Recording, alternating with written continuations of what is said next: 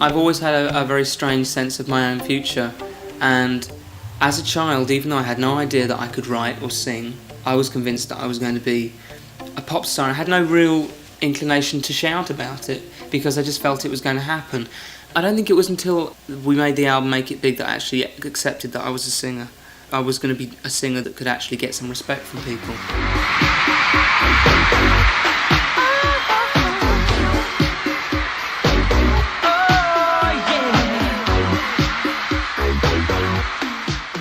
When the decision was made that you wanted to go on your own, what do you want to be? We could have just kind of kept on being Wham and me gradually making George Michael records, but that would have been a real sham, you know. Everyone is right now expecting me to move into the kind of artists that they've been comparing me to for the last couple of years, i.e. another Elton. But I do have the advantage of youth. I'm going to make two types of music. One is the type that people are expecting me to make because it's really what I'm best at, and well, I would imagine whatever happens from now on I'll probably be remembered the most for is my songs in terms of structured ballads and stuff like that with strong melodies. You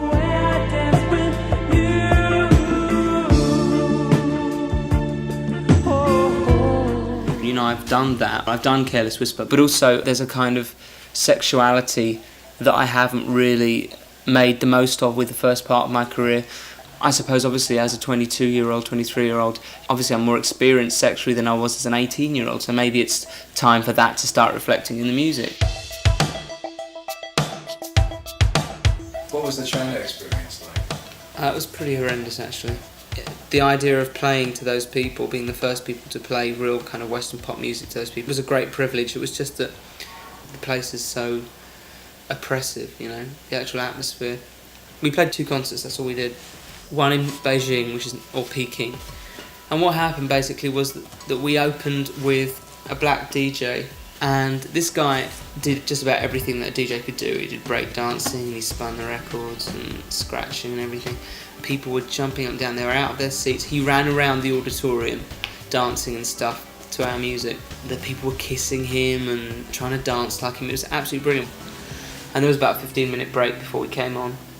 There was an announcement, obviously in Chinese, so we didn't understand it at the time, made to the audience that there was to be no dancing for the rest of the evening. There were people to remain in their seats. So we went out and played to nothing. You know, we went out and played to 13,000 people sitting down.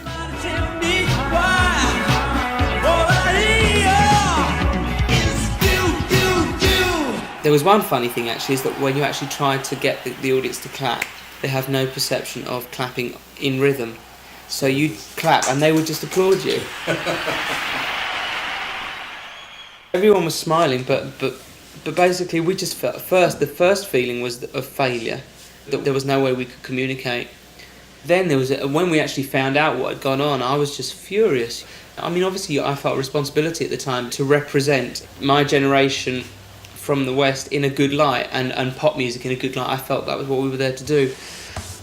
And after that, realising that they had no real intention of allowing people to absorb what we were doing, I just felt really betrayed.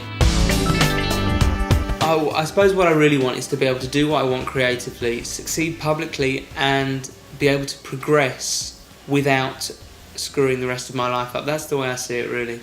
In 10 years' time, I think I could be a very, very big star, as opposed to just a star. And although there is that half of me that wants it, there's another half of me that's very frightened of it as well, because I don't think it has a good effect on people's lives. I don't want to be dragged into the kind of downsides of this business that are so easy to fall into. I mean, I'm very excited about the future, but at the same time it worries me.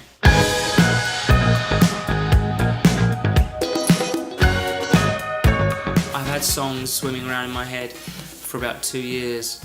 I just keep the songs and the arrangements in my head, and it's very, very silly in one sense, because I mean I might go and bang my head tomorrow or something. Like, where's wood? There's no wood to touch. Touch wood. I don't, but I mean I might go and have a nasty fall or something and lose, you know, an album's worth of material. But I have this thing that if it's in my head and it's still there, it's because it's meant to be there. You know, it's like a superstition.